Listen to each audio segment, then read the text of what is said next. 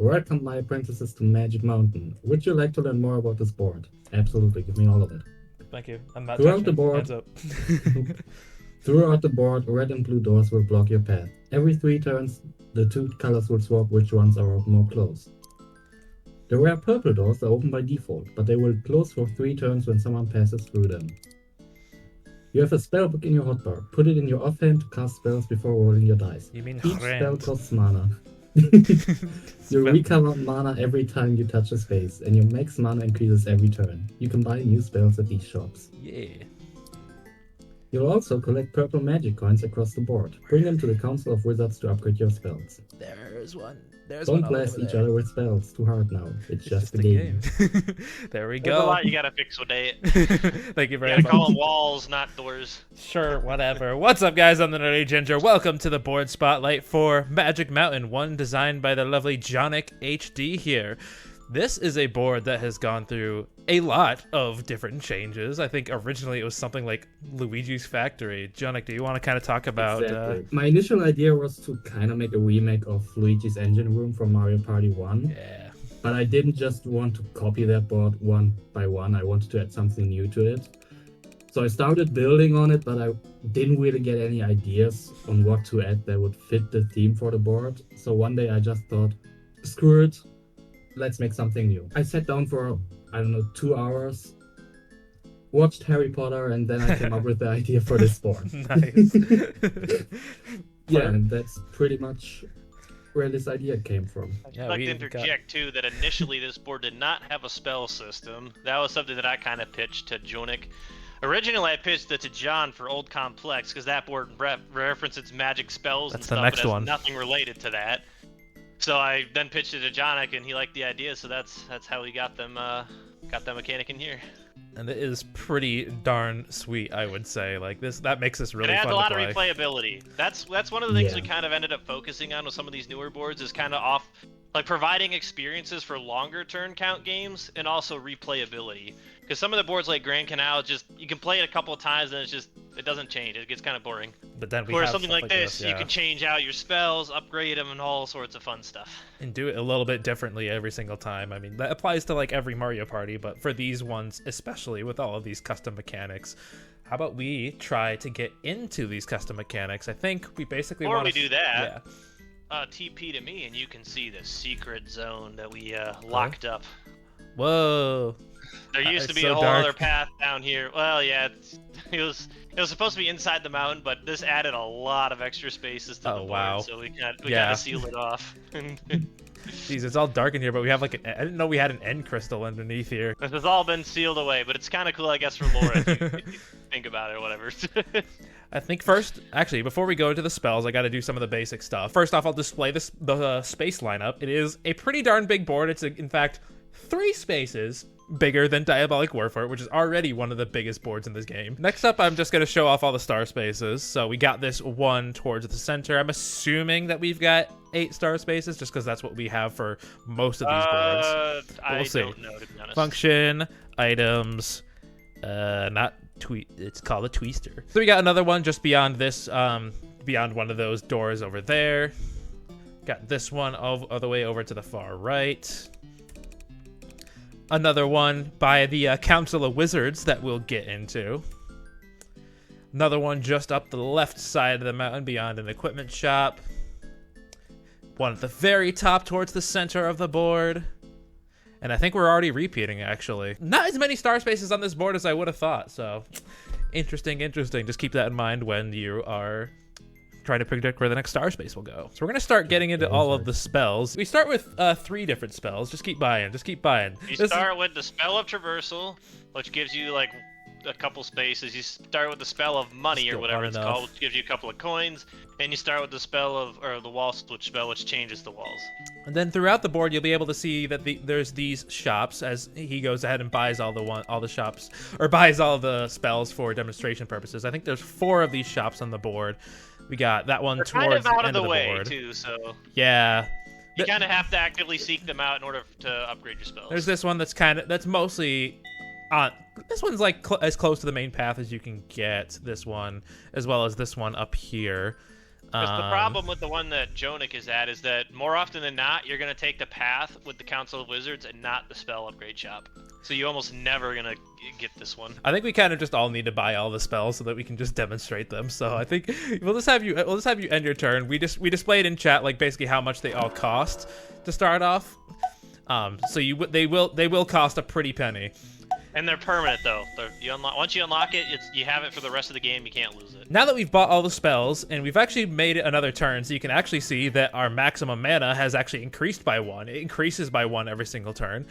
So let's start with the first spell. We've got the forecasting one though is what you can notice in the spellbook and chat is that you have your level on the left. Max level is 3. You have the name of the spell. The MC is its mana cost, and the CD is its cooldown, meaning that first spell, Spell Traversal, will cost 15 mana to use, and its cooldown will be 2 turns. Exactly. So let's try the spell of Traversal, which gives you some extra spaces. So that goes 15 mana, and yes, all your spells you have to use before rolling the dice. It does not replace your items, so you can still use items, and you can also use as many spells as you have mana. Early on, it's not going to be that and that are not much. on cooldown. That too. So why don't you roll the dice? That's why if you play this on a 100-turn game, you're going to have 120 mana, and if you have all your spells upgraded, you can basically probably cast them all in 1 turn if you have max mana. There we go. If you really wanted to. So as you can see, he got an extra 2 spaces, and as he upgrades the spell, it will upgrade from a level 2. It will give you 2 extra spaces with a little less cooldown. Speaking of which, and it will give you plus 4 spaces. 4 spaces for level 3. You can also see that he's passing the magic coins that are constantly spawning throughout the board. Those are the things that you use to actually upgrade your spells.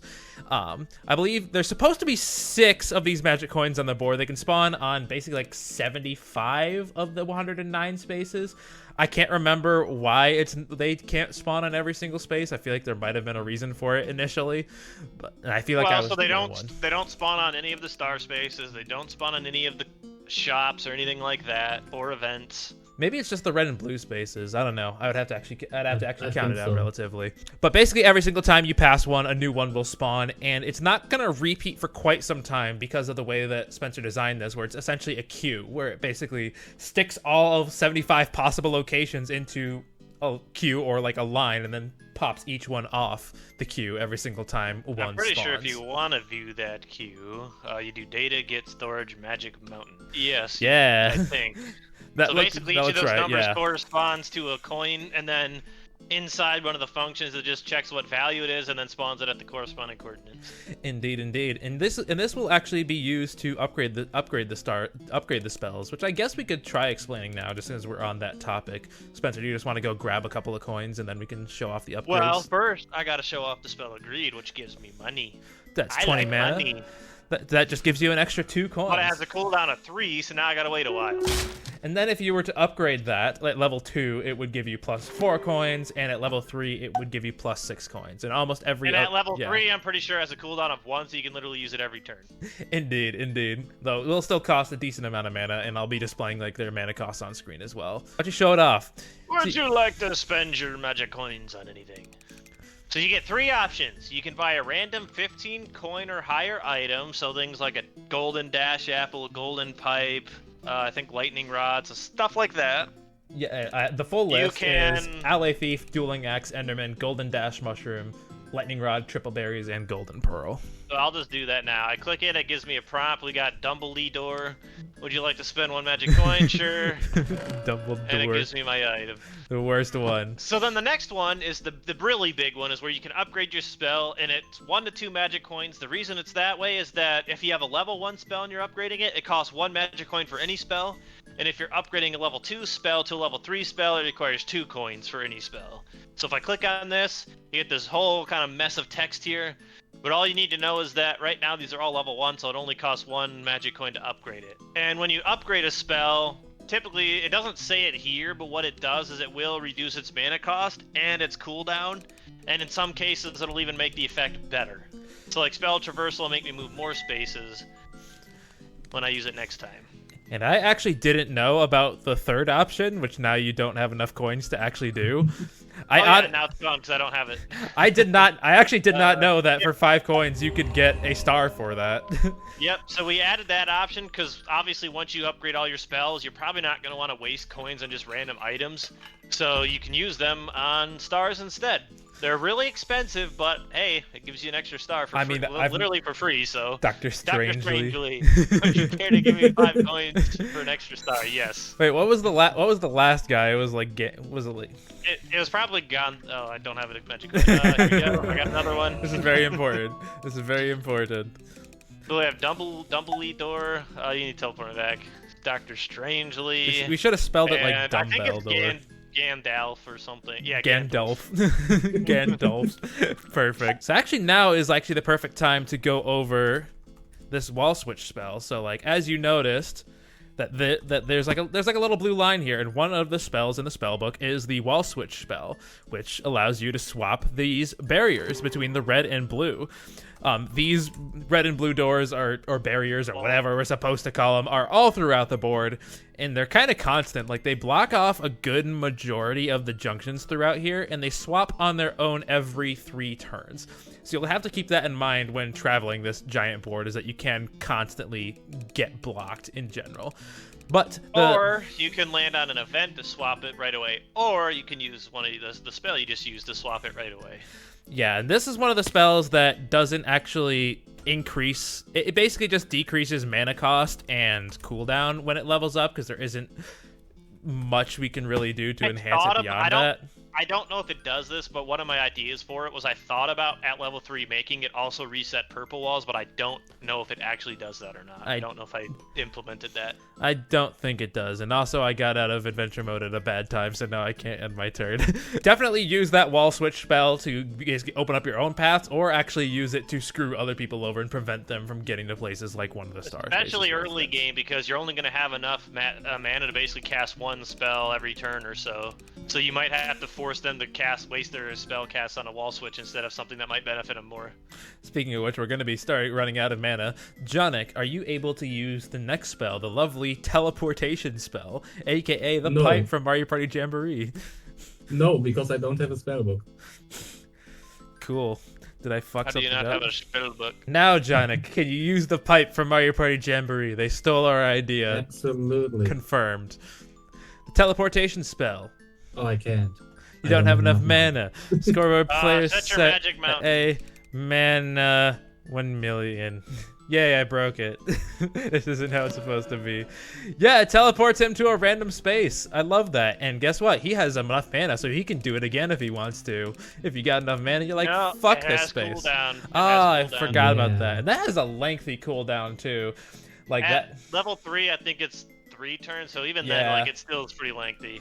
So fair enough. I definitely kind of wish you could spam that one, but unfortunately it would be kind of funny, but yeah. There's one more spell that basically just affects you, and that's the Protection Spell, which protects you from items and spells used by other players for 1 turn.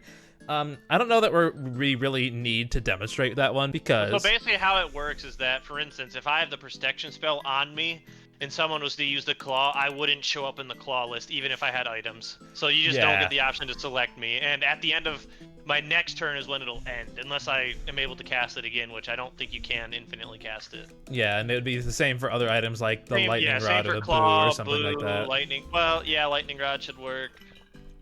Yeah. I can't remember about dueling glove though. We might have to fact check that one. I assume you don't appear in that list either. That's the idea anyway. The rest of the spells are basically all spells that hurt other players. These first 4 are basically benefits for you. /support spells, then you got your negative spells / your offensive spells. So why don't you tax us? So we've got 9,900 coins. You can deposit 20% of our coins into the bank event, or at least for one of us. Oh, I have more coins, so I wonder who he's gonna do. Sent 1982 coins into Grinbotts. And we should mention that Grinbotts is the bank event, so that one passable bank event from some previous boards makes its return here. And so the tax curse takes all that money and actually puts it in the bank. So, like, if you have, like, a custom apple, you could basically force someone to put their money in there, custom apple, and then take all the money out of the bank. That is absolutely genius, and I didn't even think about that. That's the thing, because you can have, like, these spells along with your items. Start thinking about those combo plays. That's really... Well, like the block curse, for instance, that prevents that player from using items on their next turn. So, like, if someone has a golden pipe, you could block them from using it, and then if someone else had a claw, they could try and steal it. Could like combo and work together with people. Johnny, could you screw just other people grab a over. couple of items so that we can demonstrate the next spell after this? The next item that we have, or Is a lightning rod. that was just rude. You're already about to smite him with something. So the next one that we have is the Destroy Curse. Can you show off? Yeah, Actually, but I made him lose. actually, I made him lose show off. 4K coins. show off his current item list, actually. So get out of the spell book. So we can view each other's items. So Jonik has 3 items. So the Destroy Curse will destroy one of them at random. So why don't you give that one a shot? What if I select you? Oh, you're not in the list. I don't have any items. Oh. Destroying one of their items. He doesn't destroy to show you what. I got rid of the ally thief. That's very good. That is very good. So it's kind of similar to the claw in that it's a random item of a player of your choice, but it completely destroys it. And then I'm just gonna block curse him so he can't use his other item. Again, that's just hella rude. And then I'm gonna travel curse you to demonstrate that. So on my next turn, the last one is the travel curse, and that will make me lose a whole bunch of coins for every single space that I travel on my next turn. So that will make me not want to do. Why don't you use a diamond dash app? I'm gonna try using the protection spell and see what happens. Nothing. It's already been done. Damn it! Now I'm losing all my coins. So, I mean, yeah. it's literally 1 coin, but I mean, it can be crucial, especially like early on. Yeah, if you have like a big roll. If you're playing with Addy items, that's a really good spell to use on people because you have really high movement items. It kind of just prevents people from using those items as the other strategy for that. That is essentially all of the spells. I think next up we want to cover these item shops because they're all actually completely custom. None of them use the basic one. I'm gonna have to fix this entire space soon. But yeah, Jonik decided to just forego all of our perfectly balanced normal pools. Well, I guess they're all random nowadays. Well, originally they were, but yeah, now it's completely random. This is kind of one of the more basic pools with just the kind of movement items. And I should also mention some of the items in here cheaper. don't cost what they normally do in the normal item shop. So keep that in mind. These might not, like the poison apple's 8 coins instead of 5, for example. And this one's like especially Or the cheaper. golden pearl is 30. But a bottle of honey is only 7, so that's a pretty good deal there. Yeah, bottle of honey is absolutely cracked on this because you're guaranteed to make a profit as long as you roll a 3, which along with like the traversal spells is virtually guaranteed. 2, and then your dice gives you a 1 minimum, and then you can take into account equipment. Don't forget about your equipment spaces. Yeah. So there's 3 pools in here. I do think this is still all of the possible items. It is all the items, yeah. I just think the vast majority of them are cheaper in terms of the overall number. Especially the Phantom's about the same. Dueling Axe is definitely cheaper. Same thing with the Lightning Rod. And Ally Thief is usually 15, I think. Yeah, it is. Golden Pearl is 30. Also clarifying that when we were talking about the 15 coin or more item over here, we are talking about what they are normally priced when we're talking about some of the normal item shops. It might not be a bad idea to change that to what they are on this board to make more sense, to be honest. Yeah. So that might be one change we'll make. We're almost done here. I think now we just kind of want to go over all of the individual events. We actually got one of the wall switch events right there. Jonik, would you like to go for that one? Oh, there. Yeah. You got to roll. You rolled a 1, so you can't do it. Scoreboard players set Jonik spaces. You have to get to go through that purple wall there and block it up. Wow, and you can reverse mushroom through it. And we're not going to go through all of them, but as you notice at that event space, if there's a blue and a red glass next to it, that means that that's a wall switch event space, and there's quite a few of them around the board. There is 5 in total. I just showed off 2. There's another one. I don't remember exactly where all of them are, but they will be very obvious when you're flying around the board. And I'm going to go ahead and do the other basic event, aka the bank, so I'm just going to go ahead cheat. and actually... No, stop, don't do it. Don't do it. I don't want you to do this, even though this is a fake game that doesn't matter at all. I am very upset about the possibility of you getting this much money. First of all, what I'm going to do is I'm going to set my spaces to 10 because, as you see, this one's set up to only give 5 coins every time as well, but they can go up to 64, I think. So now if I go ahead and end my turn here, I'm going to get over 2,000 coins. Let's go. 2017. 2017. Good job, man. Absolutely good job. We're going to be flying through these events because they're honestly not that crazy. No, because all you got left is the fishing event and the fighting event, and that's it. Actually, this one. And that. I forgot about the elevator. This one over here is basically just a specified TP event. It's going to teleport me up here, and the cool thing with this is that it's basically just got a bunch of really interesting spaces. Path. Like, you start with an unlucky space if I were to get unlucky and roll a 1, but you also have two lucky spaces, 2 dual spaces, a chance time space, and one of the spell shops up here. So this can be well worth your time to go up to this spot. Next up, we got the fishing event. Yay. This is Everybody loves fishing. So the way Minecraft fishing works is there's a lot of different like fishing item pools. And so depending on how rare of an item you get determines how much coins you get. I'll basically flash those on screen. I'm not going to give you all of... Oh, he actually got one almost immediately. He got like a mid-tier item, so he got 10 coins for that. Yeah, we aren't even showing it off. But basically, if you don't know how Minecraft fishing works, I think I was actually looking away when this happened. You got to wait for the... I can do it again, just to kind of demonstrate it. You got to wait for the thing to drop. And yeah, you have 1 cast with your fishing rod. So if you mess it up, you get nothing.